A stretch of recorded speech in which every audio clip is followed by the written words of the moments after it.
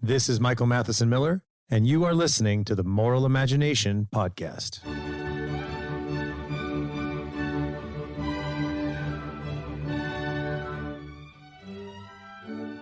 Thank you again for listening to the Moral Imagination Podcast. I'm delighted to have as my guest today, Father Augustine Wetta. He's a monk of St. Benedict. He's an O.S.B. He's a monk of St. Louis Abbey. And he's the director of chaplaincy at St. Louis Priory School, where he teaches, and he also coaches rugby. He has a lot of hobbies and is a very clever writer, and we're going to learn some of that in our conversation today. He has a number of really good books. We're going to talk about his book, Humility Rules, St. Benedict's 12-Step Guide to Genuine Self-Esteem. He also has a new book called Pray, Think, Act, Make Better Decisions with the Desert Fathers, and a novel, fantasy novel called The Eighth Arrow, which is about Odysseus's escape from the eighth circle of hell. Now, I actually have only started that one, but I do know Humility Rules is a wonderful book. And so happy to have Father Augustine on the podcast. And before we start, I just want to say thanks to all of you who have written reviews of the podcast. If you like the podcast, please write a 5-star review at Apple Podcasts. And thanks to those who supported me on Patreon. And also, I have a newsletter, which I've mentioned. It comes out once or twice a month, where I put links to some podcasts, but also some essays that I've written or other recommended readings. And you could subscribe to that and find show notes for this episode and every episode at themoralimagination.com. So today, I will do all of those things. I promise. All right. I've got a new subscriber and a new review, Father Augustine. Thanks for joining the podcast. Oh, it's already been a pleasure. I think we've been talking for half an hour already. We couldn't seem to get started, could we? Because every new topic turned into like a philosophical exposition of truth and gender and existence and Catholicism and everything else. God knows what else. Well, good. Well, great. Thanks for joining us. So this is a great book. So I got this book. It was on my father's shelf, and I had seen it. And I said, Dad, can I borrow this book? And he said, yeah, sure. So I started reading this book, and I was reading about the Rule of St. Benedict and reading like different commentaries, like Dom DeLotte's commentary and Father Simon's commentary. So I got this. So great. They're fantastic. So I got this book. I had to force myself to put it down. I think I read over half of it, and I was laughing out loud. It's just so funny. And it's also really clever too. So what Father Augustine does is he'll have like these old kind of icons, and then he'll put a surfboard in there and boxing gloves or skis or something like that. And I didn't mention, very important, I think perhaps the most important, not only is he a Benedictine monk, he's also a surfer, and that is a very good combination. So it's a great book. So maybe why don't we start, like, your kind of argument is that people are struggling with confidence. They're as we've talked about, nihilism is knocking on the door. People are sometimes in despair. They're nervous. They're anxious. And so you have a 12-step guide to genuine self-esteem, right? Not the vice of self-esteem that John Cashin talks about, but the genuine self-esteem. And the way you say to do that is we're going to follow St. Benedict's rules of humility and his ladder of humility. So could you kind of maybe give just a big picture of the book, and then we'll go over some of your chapters?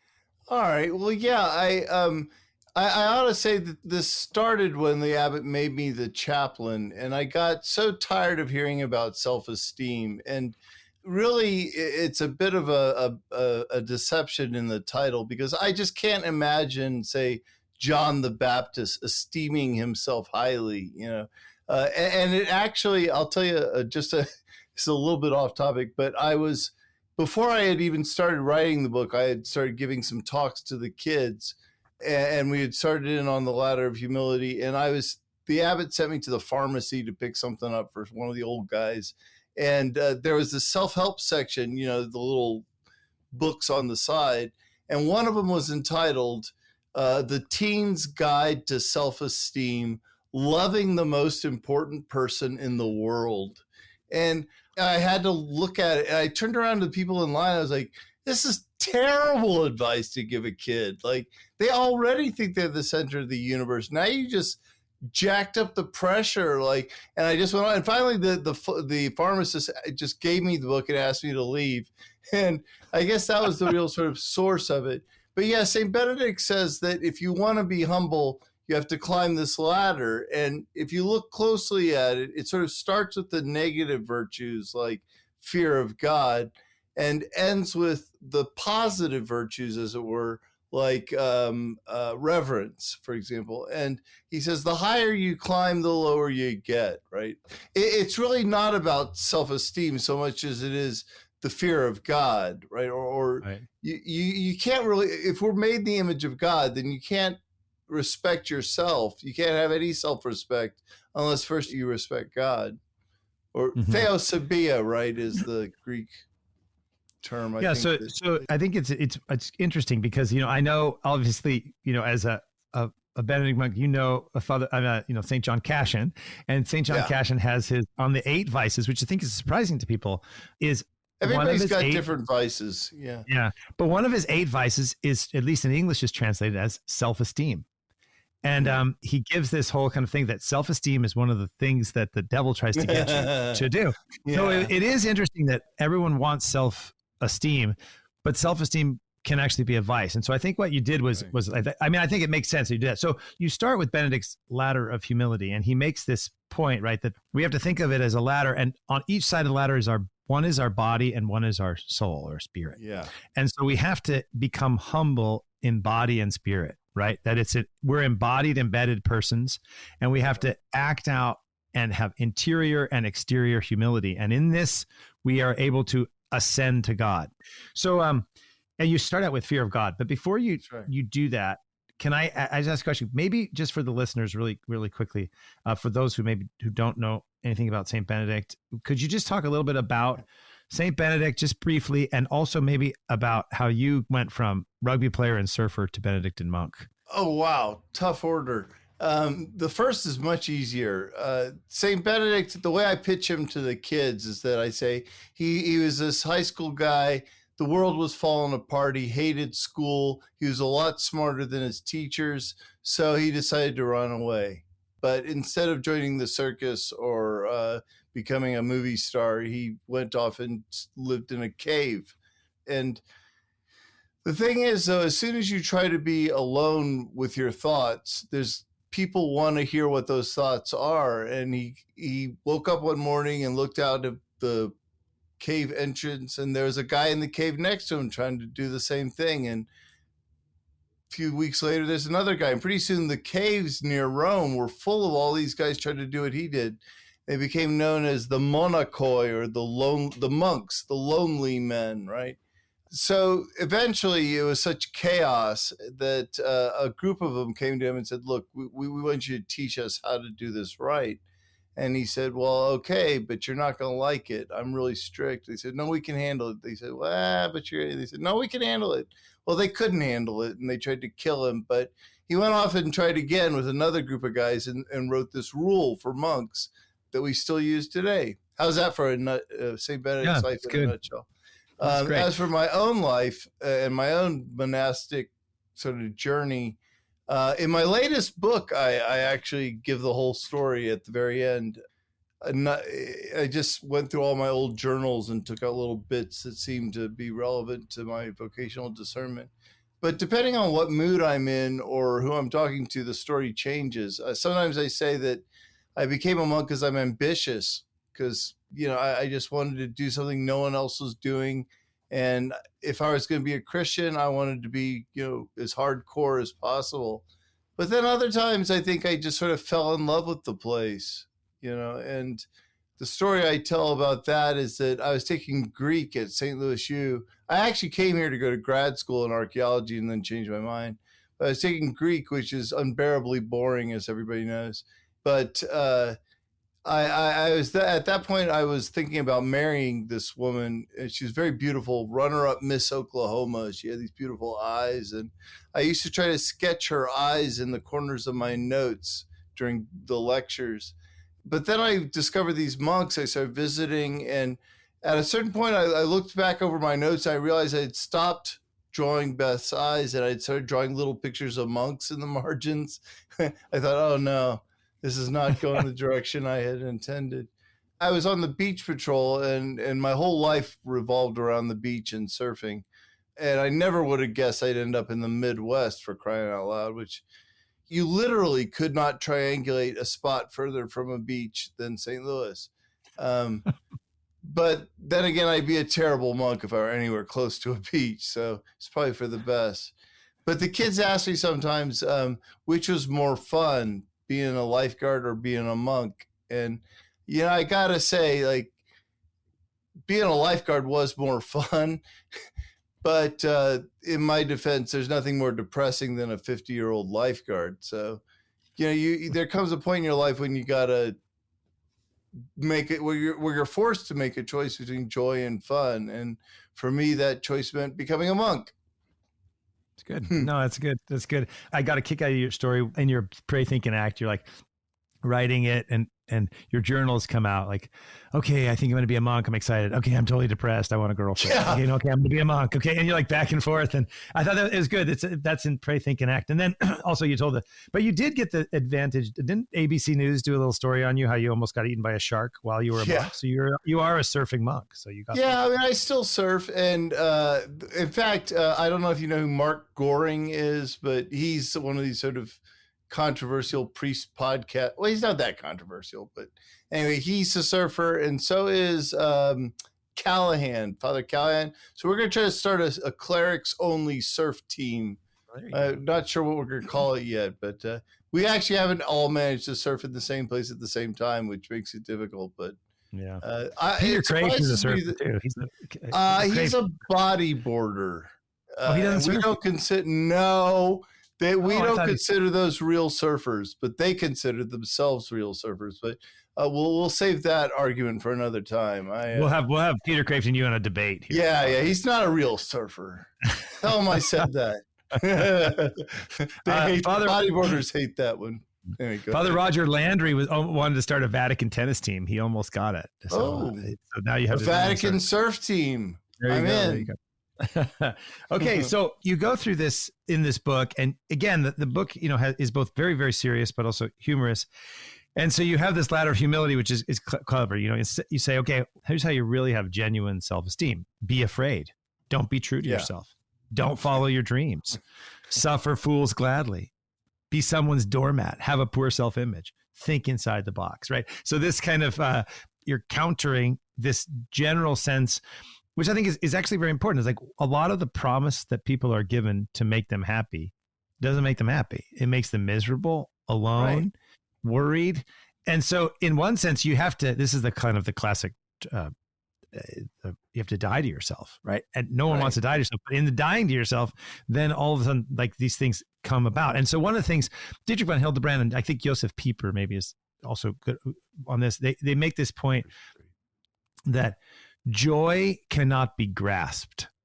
Joy is always the super abundant fruit of a love relationship. And if you want joy, you have to actually sacrifice yourself in love, serving others, and then joy comes. And the same thing, I think, and we'll use self-esteem, not in the John Cashin sense, but in having an idea like of who you are, and let's take it positively, that you are in fact created in the image of God. You have dignity and value, but you're not going to get that by grasping for it. You're going to get it in a sense by giving it away, and by you're going not going to.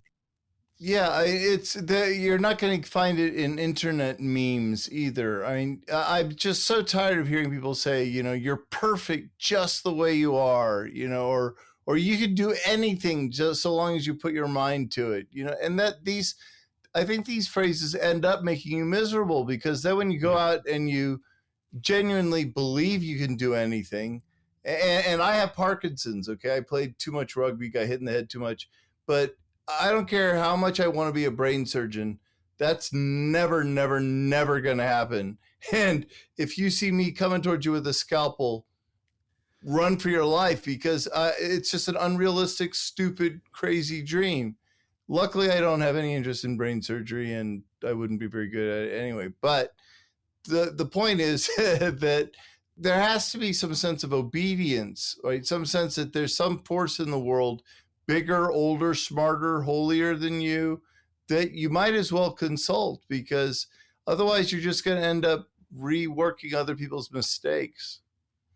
Right. Yeah. And, Rene Girard talks about like mimesis, that your dreams and your desires are always somebody else's.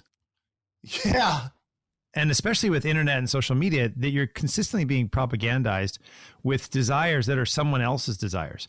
And so not only do you not have self-esteem, like in the proper sense, you don't even often know who you are. Well, I teach an apologetics class, and we always start the class with a discussion of art, because I think there's a real parallel there between art and the objective beauty of real art versus like this sort of going theory of art, which says anything can be art, which is just not true. I'm a big fan of Roger Scruton, by the way. Me too. He's great. Oh God. I met him right before he died. I had tea with him, but to name drop a little here, but, George Bush and Ronald Reagan, actually, I was having lunch with them and they told me never name drop. Yeah. That's what never. Brad Pitt told me when I was giving him advice on how to do his hair. Me too. A lot of people come to me for hair advice. Yeah, I can see. That's a good call. Where was I? Oh, art. Yeah. Well, the introduction of Jansen's history of art, he starts by saying, "Look, I don't know much about art, but I know what I like." He says, "Is one of the stupidest things ever said, because what it says is, I've allowed other people to shape my understanding of art. So I have this ignorance supplemented by involuntary education that I'm going to now impose on you." And I had this great kid in class named Chad Huber. I asked him if I could tell this story on him, and he said, fine. Because he decided at school that he was an atheist because it annoyed all of his teachers. Now that he's in college, he's decided he's a super traditional Roman Catholic because that's what annoys his professors. But he stood up in class and turned around and he said to the kids, "Look, I know what you do on the weekends. I see you." He's like, "You say you're Catholic, but you're not." He's like, "At least I'm true to myself," which I thought was actually pretty courageous of him to say. But then a kid in the back who had slept through the entire term, he raised his head just long enough to say, "Hell, anyone can do that. At least we're trying to be true to somebody better than us." Which, that's good. Yeah, I know. I gave him a couple of bonus points for that one because, you're gonna have to choose someone as a role model. You might as well choose it for yourself rather than having disc jockeys and advertising executives decide for you. Yeah, or app developers or whatever. Right. So I used to teach undergraduate philosophy, and we would also I would actually play 6 pieces of music and ask them what they thought and what they experienced. And then I would ask, like, were you just projecting your feelings onto the music, or was it affecting you? And if there's something outside of you, why is that? And so I say one of the things, the way I explain is like, we've taken a sublime truth that each of us is a unique, unrepeatable person with hopes, wants, dreams, fears, past aspirations. And we've taken that. And so when we come to a work of art or a landscape or a beautiful sunset, or we come to this experience, piece of music, instead of saying, oh, each of us is unique and unrepeatable, we say, well, everybody, beauty's in the eye of the beholder. Everybody's got their own opinion. Well, the problem, of course, is if that's the case, then what your opinion is doesn't matter because you're not talking about anything. What's interesting is it turns everything into a transaction. So I care about what you think because I need a ride home or because you're cute. Oh, she's cute. Hey, you like that painting?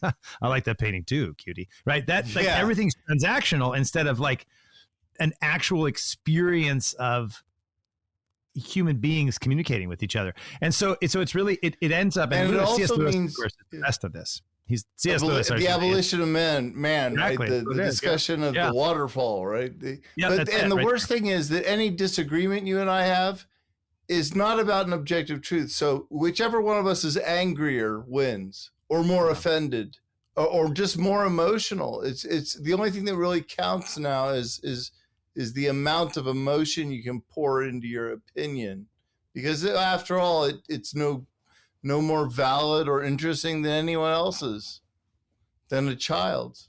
Yeah. The world is going to hell in a handbasket. Let's just give up. You're funny. All right. Okay. So, right. Yes, that was a joke. Sorry. Yeah. So you go through Benedict's kind of rules, and it's broader than just the ladder of humility. But you start out, I think we've already kind of started at the beginning is you have to have fear of God. right? Right. That someone's watching you.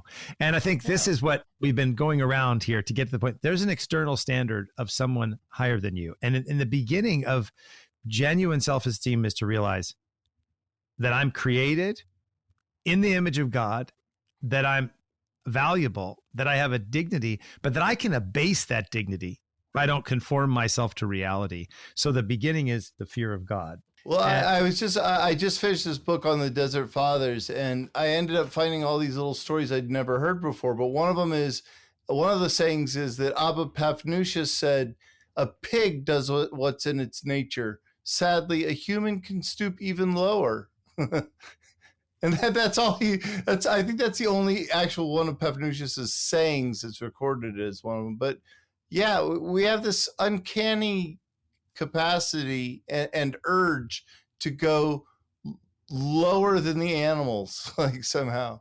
Yeah. Sorry, but yeah, go ahead. So we were talking about humility.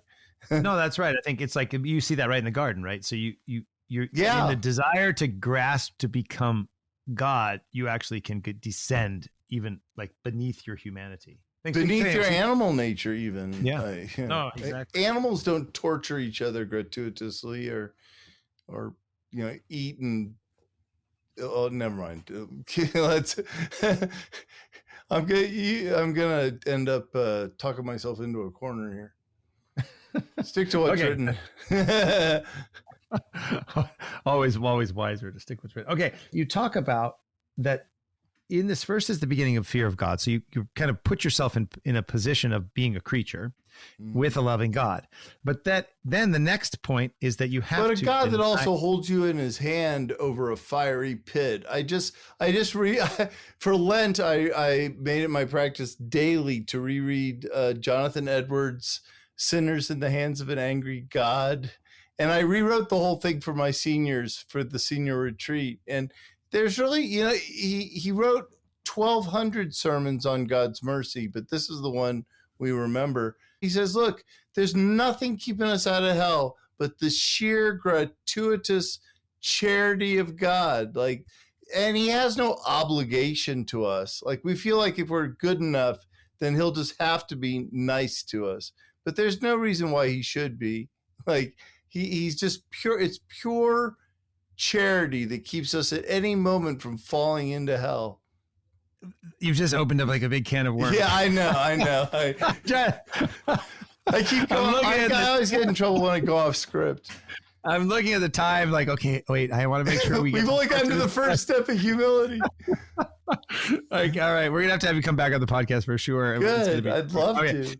You talk about this point, I think is very important, is that self-will does not equal self-fulfillment. And that's the second step, which is self-denial. And I think that's the sense. And then you go through we have to have self-denial in our thought, right?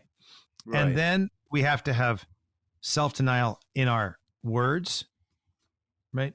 And we have to have self-denial in our deeds. And one thing I didn't mention that I really like this for listeners that Father Augustine always does is at the end of every chapter, he gives homework. So he'll be like, skip the next episode of your favorite television show, or let someone tell you a story you've already heard. Do someone else's chores. Don't talk back when you're corrected. These kind of things. So there's always a little story, but in the self-denial. And by the way, I owe the sister servants of the Eternal Word for those. I never gave them credit, but one of their nuns, whose name I can't remember because they all act exactly like, gave me like 90% of those homework assignments. Okay. She grew up with 6 brothers, so she learned them the hard way. But anyway, go ahead. Sorry, you're going to say. No, but I think even your experience the teaching with young people, I mean, this idea that generally we're told, or we have this image that you have to assert yourself in order to find yourself. And Benedict is challenging, saying, no, actually, it's in self-denial that you find self-fulfillment, not the opposite. Right. We're infinitely valuable, but we're only a small puzzle piece. The whole puzzle falls apart without us, but we're still just one piece, right? So I'm sorry, what was the question? No, I just wanted to a little bit to kind of develop that, because I think it's an important, again, it has to do with like the grasping of joy, right? That it's in self-denial that you find self-fulfillment, not in self-will. And that's really the opposite of contemporary life, but it was also the opposite of the Byzantine set during Benedict's time, right? I mean, this is that you have to kind of assert yourself. So I just want to know if you wanted to like just develop that. I mean, you have a couple of good stories in there. You talk about Paul Delot's like the supernatural docility, right? Yeah. That you have to be docile and obedient and self-denial in order to kind of move up this ladder. Yeah, I mean, one of my earliest experiences in the monastery, I think even before I was a novice, I did all these sorts of crazy things before I became a monk, one of which was I tried my hand at stand-up comedy. And one afternoon in the monastery, one evening, we have this mandatory fun period after dinner where everybody has to go. And I had everybody going and laughing, and I was doing my little insult comic thing. And I had and afterwards the abbot came up to me and he said, "Oh, Brother Jason," because I hadn't taken a religious name yet. He said, you have a shining star of a personality. And I said, "Thank you." And he goes, "Sometimes though, you might want to let lesser stars shine."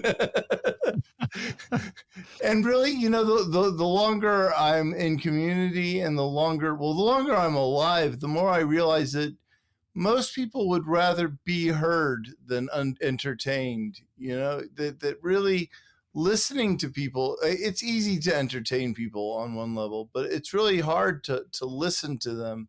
And you'll do so much more. I was interviewed for some sort of magazine or podcast or something once, and the guy said, if you had 3 minutes to tell everyone in the world something, what would it be?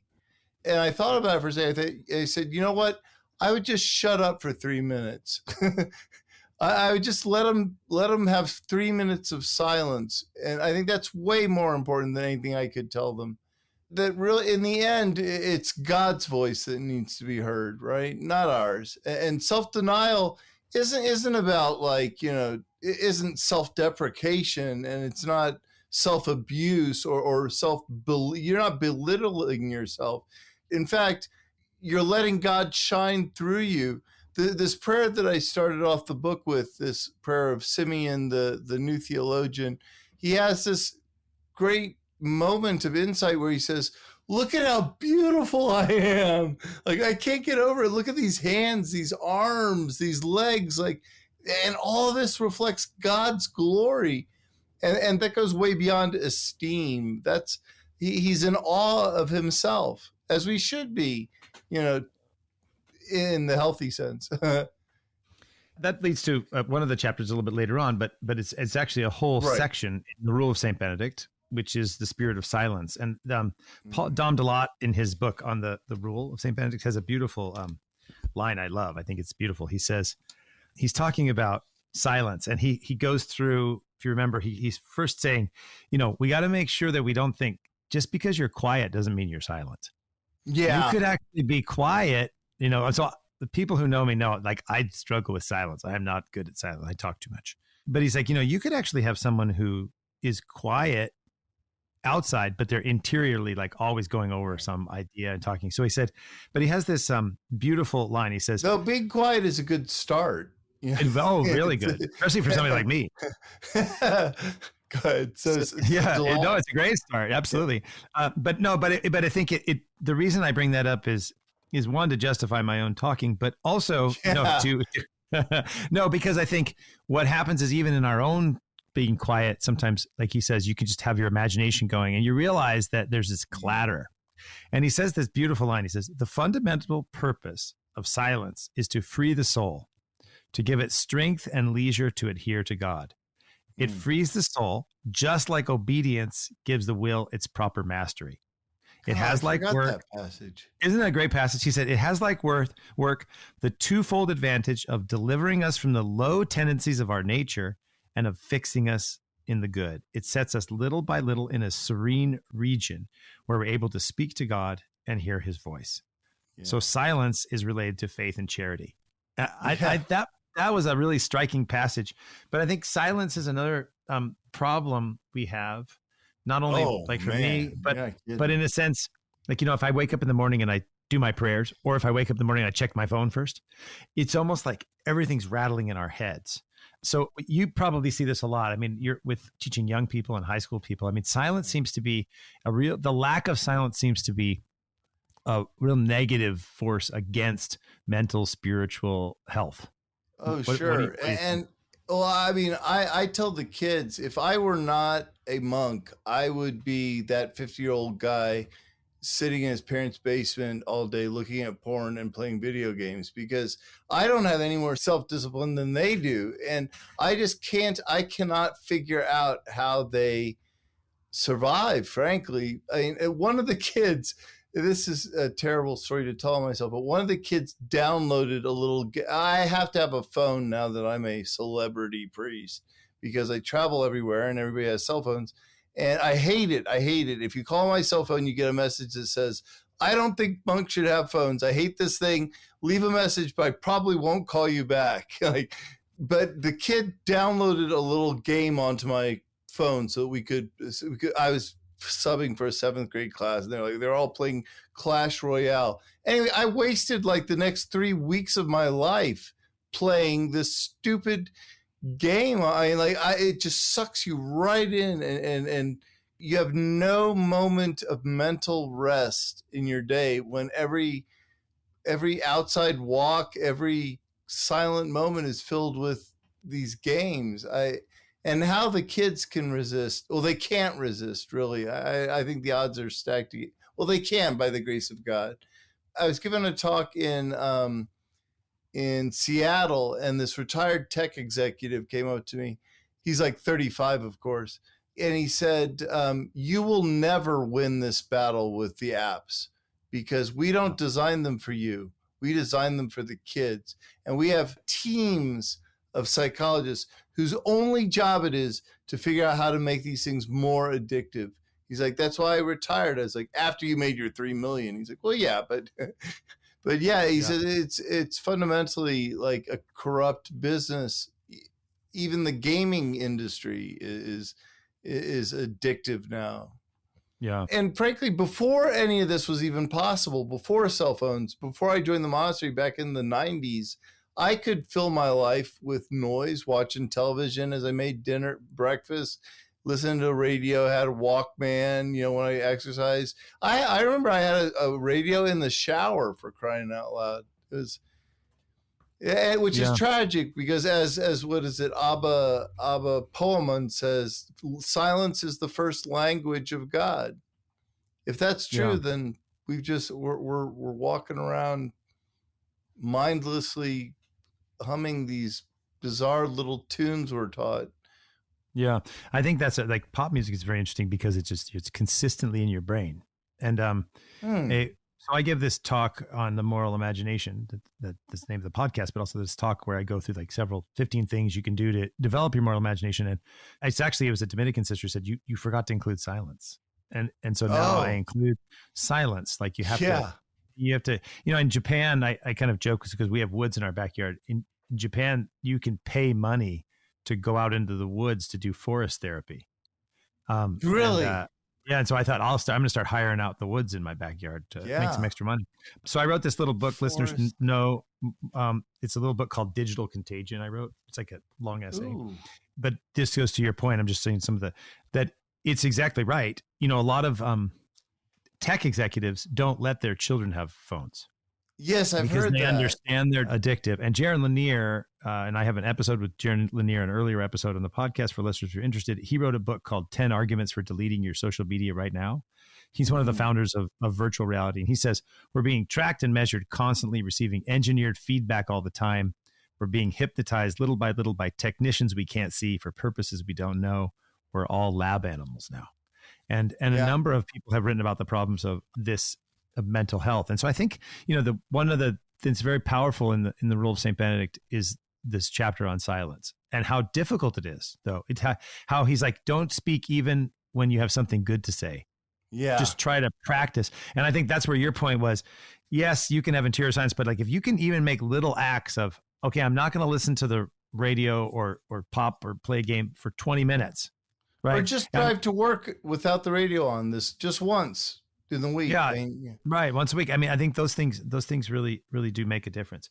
And I think it also connects to the as you talk about the rules, you talk about perseverance. And actually, wait, hold on. I hadn't actually thought of this until right this second, but I was nearsighted for many years before I realized it.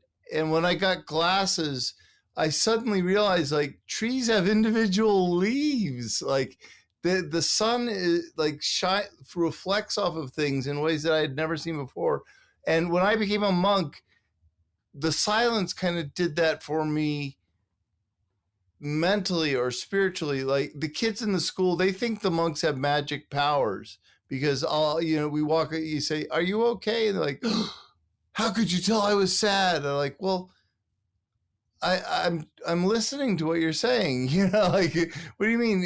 You're not hiding anything, But I tell the kids, if you can just have 3 minutes of silence every morning, you'll find that the whole world becomes brighter, it's like putting on a pair of glasses. Suddenly everything's clearer and people's personalities are more vibrant and your conversations are richer and you hear God at moments that you'd never expect. No, I think it's a good analogy because like I was nearsighted too. I remember like I became a much better basketball player when I got contact lenses. I'm like, wow. You can see that thing. Yeah, there's a rim. It's not just an orange. It's not just an orange thing up there. It's actually a hoop. But I think the silence one is really good. And I think, like, again, even little things I know in myself, like if I can cultivate just a little bit of silence, you can feel peace. Even physically. I mean, this is another question. I want to go to something else, but I've been thinking about this. I read this book on mental health recently, just a couple of days ago, and there's a lot of trauma. People are suffering trauma. They're suffering big sexual abuse, and of course, then all this social media and just use of digital technology is very harmful, and a lot of studies on that. But what's interesting is people are. This is, I think, another question. I was talking to somebody else about this, but maybe it'd be interesting to ask you as a monk, right? So if you think about, there's this big move, even in Silicon Valley and all these different places, like, let's go and do meditation. We're gonna meditate, and we're gonna kind of empty ourselves, etc. And yet, if you look at the Catholic tradition or Eastern Orthodox tradition, you look at the mystical tradition, some Eastern fathers, the Desert Fathers, there's a whole tradition of calming yourself, fixing your breath, and entering into prayer with God, right? As opposed to kind of emptying yourself for nothing. Why do you think that there's such a fascination with meditation and such a lack of awareness with the Catholic tradition of contemplation and mental prayer and silence? Oh man. Well, I mean, part of it goes back to what I think Benedict the 16th said, that there's this curious self-hatred in the West. And I think it was Chesterton who said that if we could just market Christianity as an exotic Near Eastern religion, everyone would think it was so revolutionary. And then, well, my mother is kind of a famous artist, and so I grew up with all these artsy types, famous people, and they all, of course, think that the Catholic Church is a bastion of ignorance and whatever. But every one of them thinks it's really cool that I'm a monk. Like, I've had several of them come out to make retreats at the Abbey, even though they think the Catholic Church is a terrible thing, because I think, that they're deep inside, of course, everyone, their hearts are restless till they rest in God, and there's a part of everyone that just would love to just drop everything. And heck, I would love to be able to drop everything and just be a monk, just to listen to silence, that instinctively we understand that that's healing. But then, of course, what we do is we write books on the technique of being silent. And then we spend our lives lecturing on silence. And then all this obsession with, well, forest, what'd you call it? Forest therapy or whatever it is really just another way of filling up the silence with a different sort of noise, perfecting the technique of silence. I frequently quote Saint Teresa of Lisieux, that she said she was upset because she would fall asleep during prayers. And her confessor said, well, what you don't understand is that Jesus is a great spiritual surgeon. He always puts his patients to sleep before he does his work. That when it comes to prayer, there's no such thing as failure. If you can't perfect the technique, that doesn't mean you're a holier or less holy person. That really, in the end, it's about wasting time for Jesus, like just wasting your life in God. That's a terrible way of putting it. Well, no, I think there's two things come to mind. Father Thomas Dubé wrote this book called Fire Within about Teresa of Avila and St. John of the Cross, where he kind of talks about like that we have to avoid the idea of technique. And I think that this is part of the difficulty we have, that we always want a technical solution to the problems of evil, sin, suffering, and death. And like Benedict XVI, who you mentioned before, I mean, he's very good on this in so many essays and in his book on Jesus of Nazareth, that we're always looking for how do I technically solve this problem? But the deepest problems that you get to in your book, they're not technical problems to be solved. They're human problems, and they need relationship, first relationship with God and then relationship with others. And so I think that's an interesting point that I hadn't thought about, like everything's a technique. And then the point on wasting time, Cécile Bruyère, she's a Benedictine sister in France. She was kind of a disciple of Dom Guéranger, the later colleague. She has these spiritual writings on prayer. They're quite beautiful, actually. But one of the things she said, sometimes you just need to sit in front of God like a dog in front of his master. But the wasting time made me think about it. It's kind of, it's a certain element. So yeah, I think cultivating the silence is another problem. Now you also talk about perseverance and prudence. And in this, I think another problem that you've already brought up is the struggle with lust, right? There's like the struggle with lust. And of course, this is probably the best story in the book, which you have to tell. All right. It's my favorite story. I mean, I laughed out loud when I read this story. So I want to have the serious discussion about how to think about lust, because, just recently, this has been around, some people sent it to me and I watched a little bit. Jordan Peterson, my son calls him JP3. Jordan Peterson, cool, I gotta say. Jordan Peterson was on with Dennis Prager and another Orthodox guy, and they started talking about lust. And Prager said, well, as a Jewish person, like, we don't have the command, don't look lustfully at a woman. It's just the action of adultery. Now, there's a rabbi, actually, I could put the link up, Shais Taub, who just destroys this argument and shows you how it's all over the Bible. Yeah, it was bad. It was a bad argument, biblical argument. Yeah. But it was also an error in reason, Father Augustine. Okay, so it was an error in the Bible, but it was a deep error in reason in that, the Catechism, as we know, says sin is an offense against reason, right? So each human person is a subject, not an object. Therefore, if I treat them like an object, I'm making an offense against reason. So if I isolate the sexual values and I forget the fact that that woman has hopes and wants and dreams and fears, and, she's a person who's embedded and she has a family, and she's like, no, I've just reduced her to a thing to use, right? This is an offense against reason, an offense against the person, and an offense against God. So but it's interesting that even like Dennis Prager, the conservative, guy, is making like both bad biblical arguments, but bad reasonable arguments about why lust is bad. And I think I didn't see their whole interview, so I can't comment. I saw part of it, but at one point they're like, well, maybe some porn is okay. Like, no, it's bad all the way through. And of course you see this with the students. So those poor maybe kids you could don't just have a chance.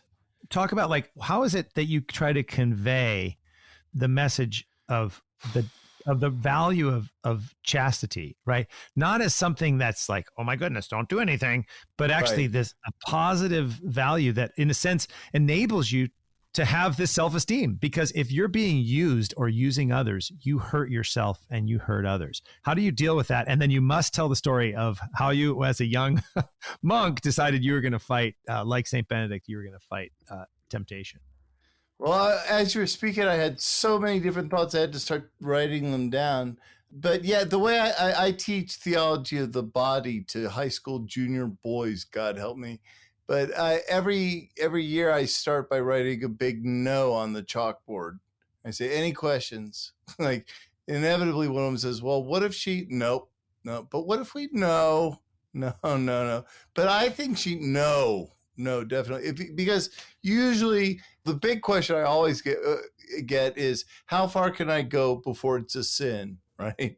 And I say to him, well, you would never ask, your baseball coach, how slow can I run the bases and still, manage to get the team a run? Or how slow can I run this race, and still be on the team? St. Benedict says that the monk should learn to love chastity.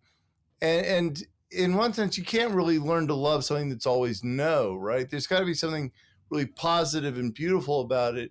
And this story didn't make the book, but I tell the kids it all the time that when I was at Rice, I played on a pretty great rugby team. And there was this one guy who was always getting the ladies. Like the girls just loved him. And he was not a particularly good looking guy.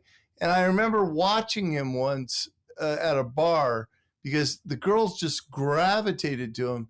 And I was trying to learn his technique.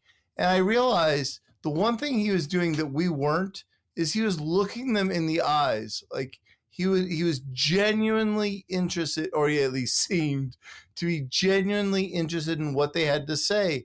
And what I didn't realize yet was that, like, the most attractive thing in another human being is to be listened to, is for them to show a genuine interest in you personally as a human.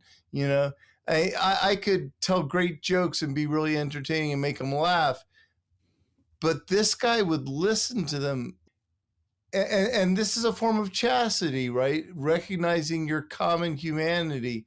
One of the things that John Paul II points out that I had never really considered, that when Adam first sees the woman, his first reaction isn't, whoa, whoa, whoa, whoa, that's really something.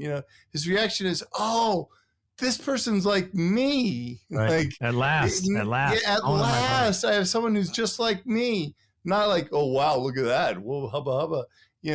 I'm sure that came along eventually, but the first step is to learn to love the other person in their personhood rather than their sort of bodily attraction, which will come, God knows it's there.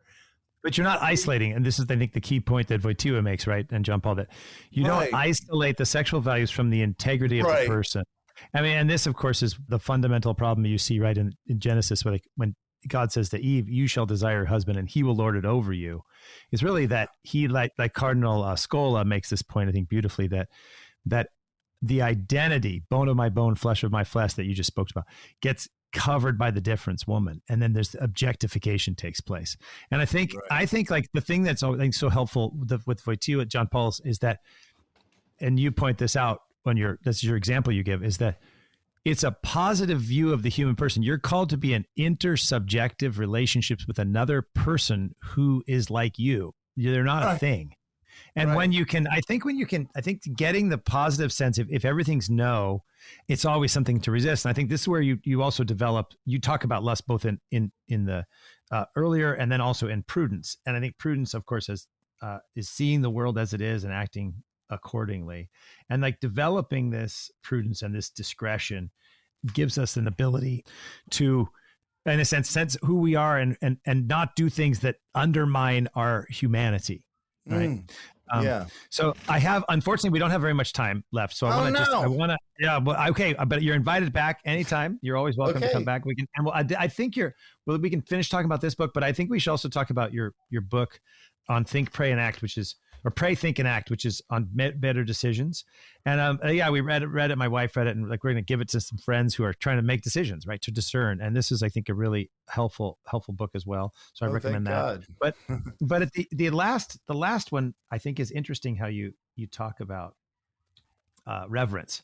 And I think about reverence a lot. Reverence is connected to gratitude. Then I had a podcast with Rabbi Jeremy Kagan and Jeff Bloom, and we talked about what's the foundational attitude you need for life. And we all kind of agree, gratitude, that you're just grateful that you exist, that it's good that you are, that you're alive. And that I think I mentioned before Dietrich von Hildebrand, he talks a lot about reverence. And so does Joseph Pieper, who I think are great 20th century philosophers, that reverence before being is the disposition, reverence before God, reverence before being, reverence before the the unique unrepeatability of another person, and that's the humility.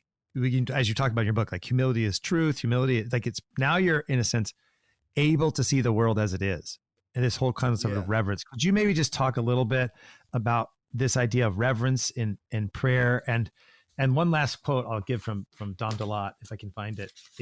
It was really striking. It's actually in his it's on the chapter 8 on the divine office at night, and he has this magnificent, I don't know if I'm going to be able to find it, but he says, basically, he says, the entire world, and I'm paraphrasing, but the entire world is offering glory to God, right? Everything. The Lord made all things from himself. He said, not even moral evil can disturb the harmony of God's plan. Unwillingly, and this is the line. Yeah. So he's talking about the whole world gives glory to God, but we don't. And this is such a beautiful, powerful line. He says, unwillingly and with disgust does creation endure the profanation of the wicked who would turn it from its end. It groans in servitude while waiting for its day of resurrection and recompense. It cooperates in the work of redemption, serves the instrument of God's vengeance, etc. So this beautiful line, like nature, and Chesterton kind of talks about this, nature gives glory to God, but we have to do it in a special way, and that's what the divine liturgy is. And he, this is where the divine office and the divine office at night and praying the Psalms.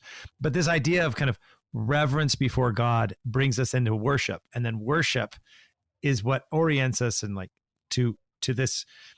All of a sudden, we've now like you've climbed the ladder of humility. You've died to yourself. You're in right worship. Yeah. And to use the example from your nearsightedness, all of a sudden the world becomes clear.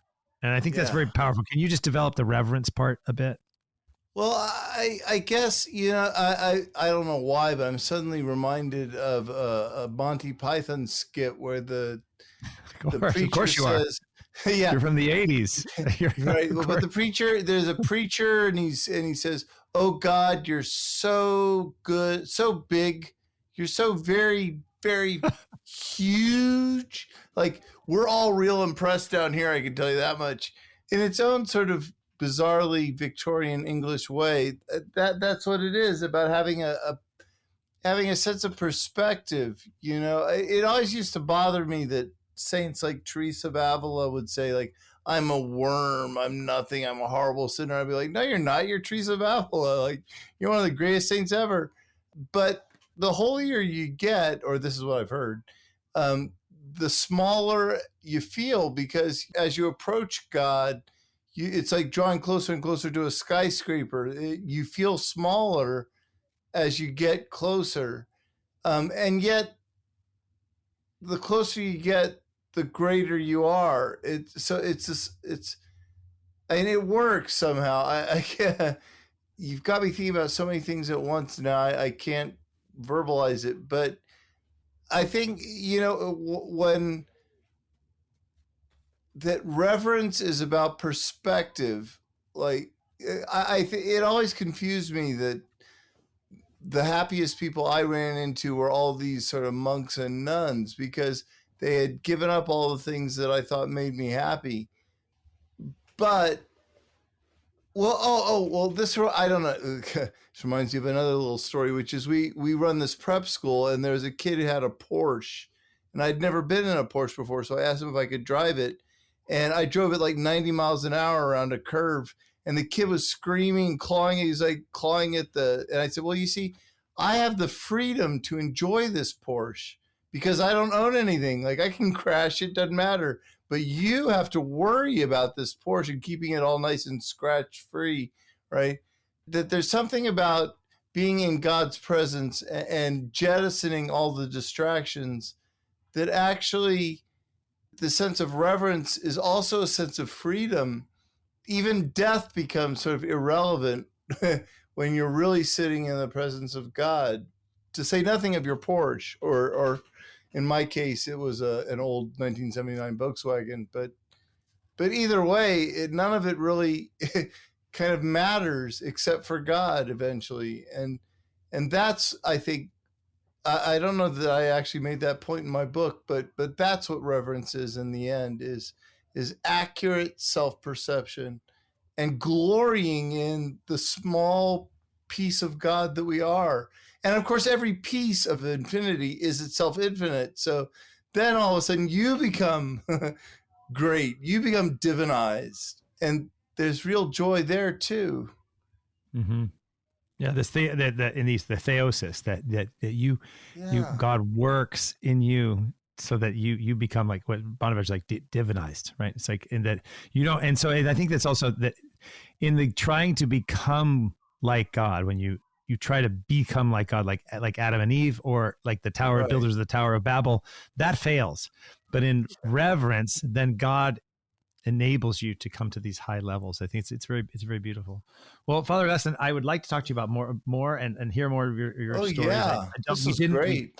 We did not get to the time of when we you can say when you threw yourself into the bush. Yeah, I guess we'll have to, let's end with the rosebush story, and then we'll bring you back. So here you are, decided you're gonna never have another lustful thought. You're gonna fight temptation, and Saint Benedict is your model. What happens? For the record, I wanted to remove at the last minute. I wanted to take that out of the book, and the editors at Ignatius Press were like, absolutely not. That's our favorite part. And every interview I give, they want to know about this story.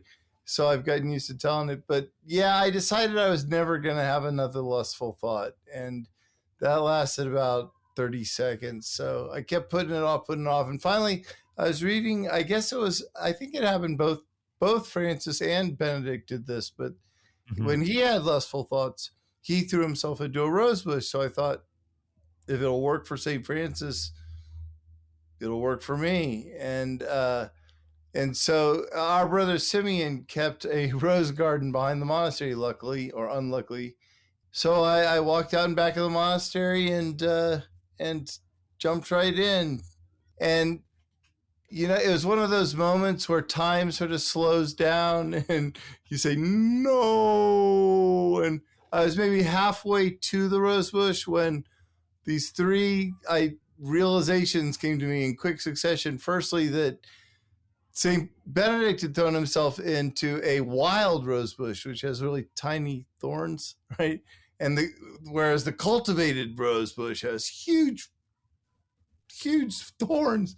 And second of all, that St. Benedict had taken off all of his clothes before he jumped in, which sounds like a bad idea until you're actually in the rosebush. Because with a habit.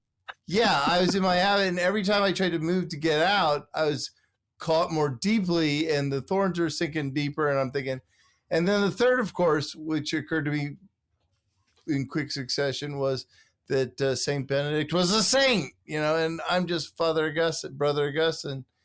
So I lay there. The way I used to tell the story, I said it was 3 hours, but then I began to realize it just felt like 3 hours. I lay there before my novice master walked by, and by that I mean he walked straight by. He looked over. He said, yes. So I kept walking. I was like, a little help here, and he returned about 10 minutes later with the rest of the community, and they all had a good laugh. Pulled me out of the rosebush and gave me a new habit because, of course, I ruined the habit they had given me. And my novice master said to me, "Look, Brother Augustine, I admire your ascetic desire, but the next time you try another feat of asceticism, just, run it by me first, would you? Because we've all been there." I was like, really? Well, not in the rosebush, but we've all done stupid things. But all this, the point being that even the best intentions, if you don't execute these great deeds of piety under the auspices of obedience, you can get yourself into some pretty thorny situations. I just figured that you just discovered that pun. I'm glad I didn't discover that before I wrote the story. But anyway, you can really get caught up in some really miserable situations, even trying to do the right thing if you're not obedient. Yeah, no, it's good. I mean, as St. Benedict said, many people think they're right, and it gives them in the wrong way. So you have to obedience and humility is good. Well, Father Augustine, thank you very much. Sorry to cut it short. I'd love to talk more, but thanks so much for joining. The book is Humility Rules by Father Augustine Wetta, O.S.B. It's Ignatius Press, and also his more recent book, or Pray, Think, and Act, and The Eighth Arrow. I'll put, of course, links to that at themoralimagination.com, and links to Father Augustine's work. So thank you very much for joining, and thanks to all of you for listening.